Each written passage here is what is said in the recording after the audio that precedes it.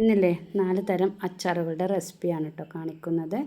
നമുക്ക് ഇപ്പോൾ മാങ്ങയുടെയൊക്കെ സീസണല്ലേ, അപ്പം മാങ്ങ കൊണ്ട് വെറൈറ്റി ആയിട്ടുള്ള 2 തരം അച്ചാറും അതിൻ്റെ കൂടെ തന്നെ ഒരു നാരങ്ങ അച്ചാറും മുളക് അച്ചാറുമാണ് കേട്ടോ കാണിക്കുന്നത്.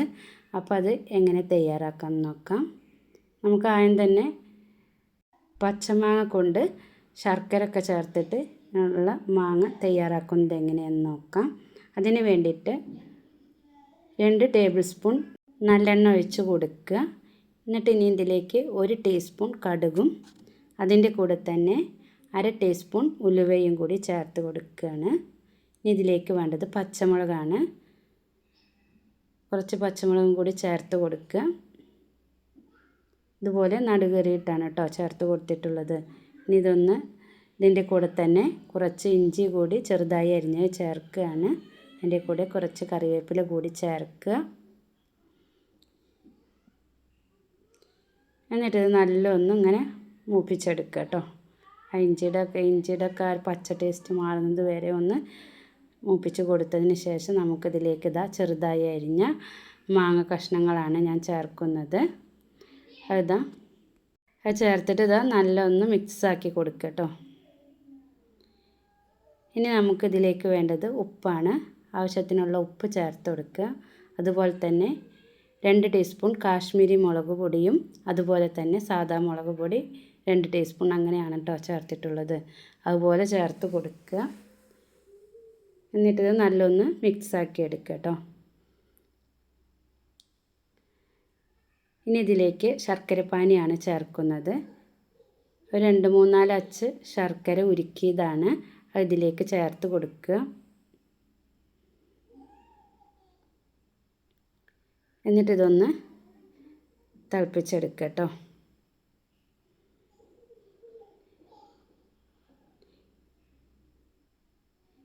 അപ്പോൾ തിളച്ച് വന്നിട്ടുണ്ട്. ഒരു 2-3 മിനിറ്റൊക്കെ തിളപ്പിച്ചെടുത്താൽ മതി കേട്ടോ. ഇനി ഇതിലേക്ക് വേണ്ടത് 2 ടേബിൾ സ്പൂൺ സുർക്കയാണ്. അതുകൂടി ചേർത്ത് കൊടുക്കുക.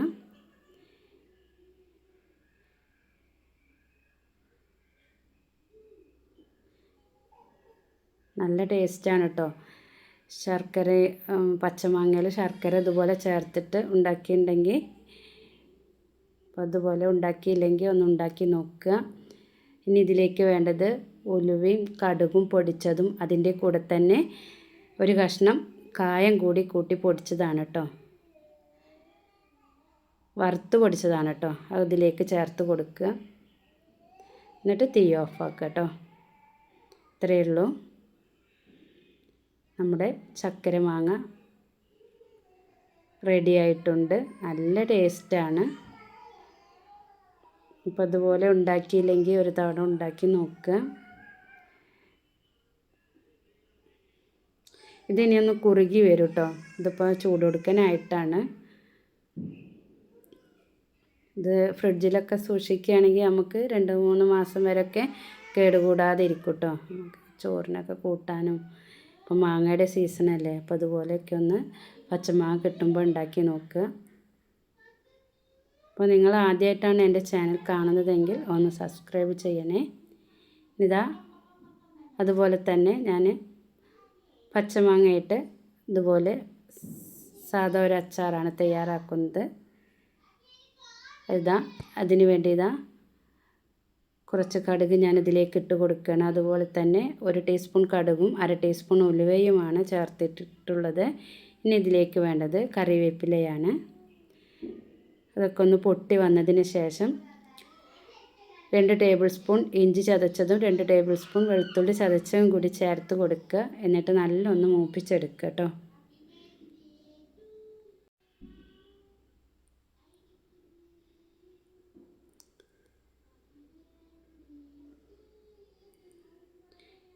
ഇനിയിപ്പോൾ മൂത്ത് വന്നതിന് ശേഷം നമുക്കിതിലേക്ക് മാങ്ങ ചെറുതായി അരിഞ്ഞ മാങ്ങ കഷ്ണങ്ങളാണ് അതിലേക്ക് ഇട്ട് കൊടുക്കുക. ആവശ്യത്തിനുള്ള ഉപ്പും ചേർത്ത് കൊടുക്കുക.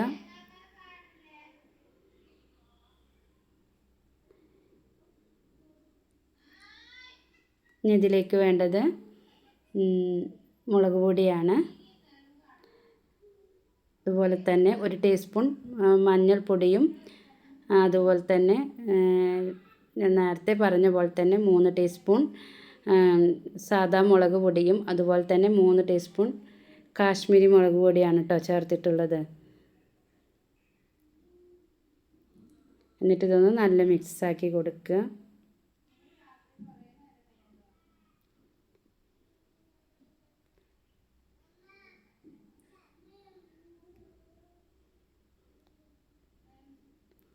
ഇത് നല്ല ടേസ്റ്റാണ്.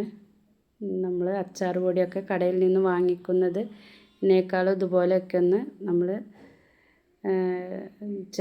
ചെയ്താൽ നല്ല ടേസ്റ്റാണ് കേട്ടോ.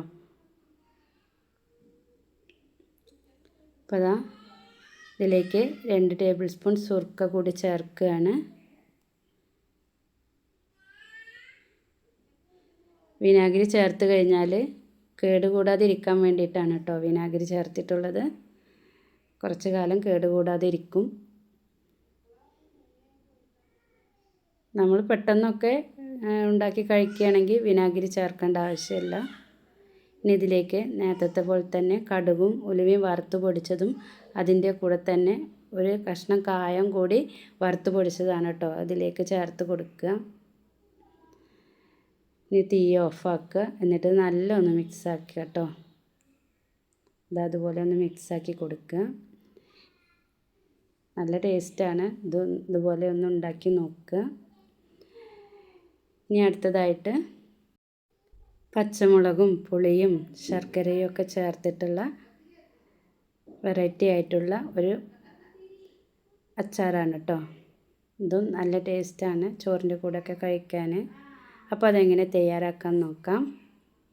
അതിന് വേണ്ടിയിട്ട് ഇതാ ഒരു ചട്ടിയിലേക്ക് കുറച്ച് എണ്ണ ഒഴിച്ച് കൊടുക്കുകയാണ്. അതിലേക്ക് ഇതാ പച്ചമുളക് ഇട്ട് കൊടുക്കുക.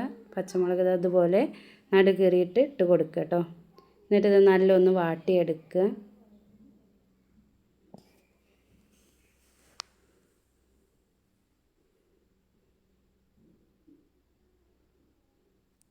അപ്പോൾ ഇതാ പച്ചമുളക് നല്ല വാടി വന്നിട്ടുണ്ട്.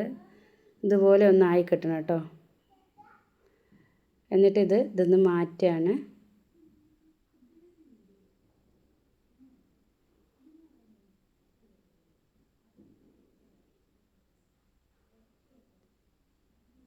ഇനി ഇതാ അതിലേക്ക് കുറച്ചുകൂടി എണ്ണ ഒഴിച്ച് കൊടുത്തിട്ട്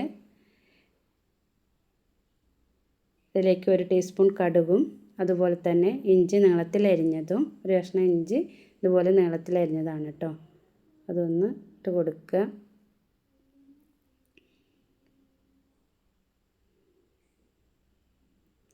ഇനി ഇതിലേക്ക് വേണ്ടത് ചെറിയ ഉള്ളിയാണ്. ചെറിയ ഉള്ളി ഞാനൊരു 100 ഗ്രാമിൻ്റെ അടുത്ത് എടുത്തിട്ടുണ്ട് കേട്ടോ. അതുപോലെ ഒന്ന് നടു പൊളിച്ചിട്ടിട്ട് കൊടുക്കുക കേട്ടോ. അരിയൊന്നും വേണ്ട, നടു ഒന്ന് പൊളിച്ചിട്ട് കൊടുത്താൽ മതി. അതുപോലെ തന്നെ കുറച്ച് കറിവേപ്പില കൂടി ഇതിലേക്ക് ചേർത്ത് കൊടുക്കുകയാണ്.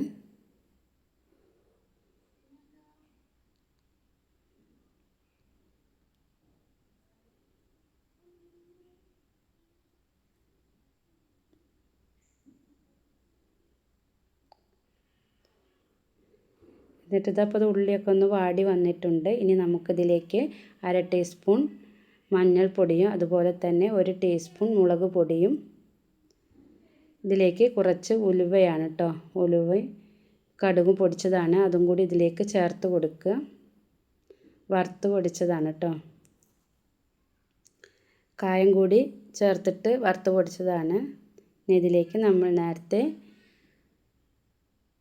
ഫ്രൈ ആക്കി വെച്ച മുളക് ഇതിലേക്ക് ഇട്ട് കൊടുക്കുക.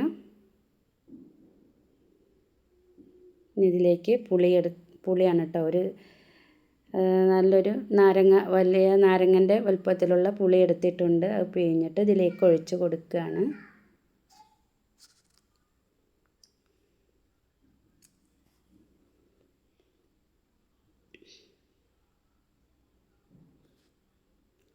ഇനിയിപ്പോൾ ഇതിലേക്ക് വേണ്ടത് ശർക്കരയാണ്.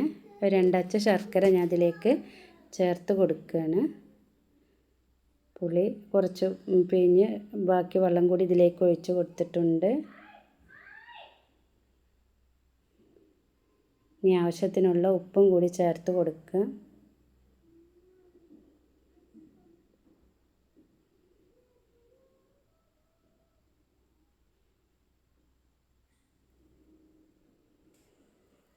ഇത് നല്ലൊന്ന് കുറുക്കിയെടുക്കുക കേട്ടോ. അപ്പോൾ കണ്ടല്ലോ ഇതുപോലെ കിട്ടിയിട്ടുണ്ട്. അപ്പോൾ അതുപോലെ ഒന്ന് ഉണ്ടാക്കി നോക്കുക. ഇതും നല്ല ടേസ്റ്റാണ് ചോറിൻ്റെ കൂടെയൊക്കെ കഴിക്കാൻ കേട്ടോ. വേറെ ഒരു കൂട്ടാനും വേണ്ട, ഇതുണ്ടെങ്കിൽ ചോറൊക്കെ കഴിക്കാൻ. ഇനി അടുത്തതായിട്ട് ഞാനിതാ കുറച്ച് നാരങ്ങ ഉപ്പിലിട്ട് വെച്ചതാണ്, ഉപ്പും സുർക്കയും കൂടി ചേർത്ത് വെച്ചതാണ്. ഇതായിട്ടാണ് കേട്ടോ അച്ചാർ തയ്യാറാക്കുന്നത്. അപ്പം ഇനി നമുക്കിതൊന്ന് മുറിച്ചെടുക്കണം കേട്ടോ, ചെറുതായിട്ടൊന്ന് മുറിച്ചെടുക്കണം. ഇനി ഇതിലേക്ക് വേണ്ടത്, ഇനി ഒരു ചട്ടി ചൂടാക്കിയിട്ട് അതിലേക്ക് 2 ടേബിൾ സ്പൂൺ നല്ലെണ്ണ ഒഴിച്ച് കൊടുക്കുകയാണ്. ഇതിലേക്ക് കുറച്ച് കടുകിട്ട് കൊടുത്തിട്ടുണ്ട്, 1 ടീസ്പൂൺ കടുകിട്ട് കൊടുക്കുക. ഇനി ഇതിലേക്ക് വേണ്ടത് കുറച്ച് വെളുത്തുള്ളി അരിഞ്ഞതും അതുപോലെ തന്നെ ഇഞ്ചി ചെറുതായി അരിഞ്ഞതും, ഒരു 8-10 പച്ചമുളക് ചെറുതായി അരിഞ്ഞതുമാണ് കേട്ടോ ചേർത്തിട്ടുള്ളത്. ഇനി ഇതൊന്ന് നല്ലൊന്ന് മൂത്ത് വരട്ടെ.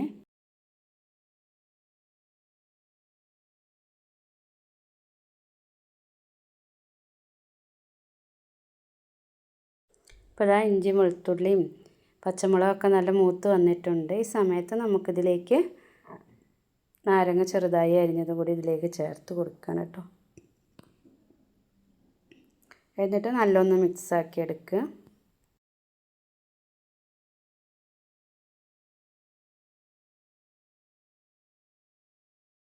ഇനി ഇതിലേക്ക് ഒരു 3/4 ടീസ്പൂൺ മഞ്ഞൾപ്പൊടി കൂടി ചേർത്ത് കൊടുക്കുകയാണ്. അതിൻ്റെ കൂടെ തന്നെ 1 ടീസ്പൂൺ ചെറിയ ജീരകം പൊടിച്ചതും, അതിൻ്റെ കൂടെ ചെറിയ ജീരകം പൊടിച്ചതിൻ്റെ കൂടെ കായം കൂടിയും പൊടിച്ചിട്ടുണ്ട് കേട്ടോ. കായം കൂടിയും പൊടിച്ച് ചേർത്തതാണ്, അതും കൂടി ഇട്ട് കൊടുക്കുക. ഇതിൽ ഞാൻ ഉലുവൊന്നും ചേർത്തിട്ടില്ല. ഈ ചെറുനാരങ്ങക്ക് ചെറുതായിട്ടൊരു കയ്പ്പുണ്ടല്ലോ, അപ്പോൾ ഉലുവക്കും കയ്പ്പാണ്, അപ്പോൾ ഞാൻ ഉലുവ ചേർത്തിട്ടില്ല. ഉലുവ ചേർക്കാതെയാണ് ഇത് തയ്യാറാക്കിയിട്ടുള്ളത്. ഇനി ഇതിലേക്ക് വേണ്ടത് കുറച്ച് ശർക്കരയാണ്. 2 ടീസ്പൂൺ ശർക്കരേൻ്റെ പൊടിയാണ് കേട്ടോ ചേർത്തിട്ടുള്ളത്. ഇത്രയേ ഉള്ളൂ. ഇനി തീ ഓഫാക്കാം കേട്ടോ. നമ്മളെ ചെറുനാരങ്ങ അച്ചാറും റെഡി ആയിട്ടുണ്ട്. ഇതൊക്കെ ഒരുപാട് കാലം കേടുകൂടാതെ ഇരിക്കും കേട്ടോ. നമ്മൾ കുപ്പിയിലാക്കി എയർ ടൈറ്റായ കുപ്പിയിലാക്കിയിട്ട് വെച്ചിട്ടുണ്ടെങ്കിൽ. എൻ്റെ റെസിപ്പികൾ നിങ്ങൾക്ക് ഇഷ്ടപ്പെടുകയാണെങ്കിൽ ലൈക്കും കമൻറ്റും സബ്സ്ക്രൈബും ഒക്കെ ചെയ്യാം കേട്ടോ. Thank you.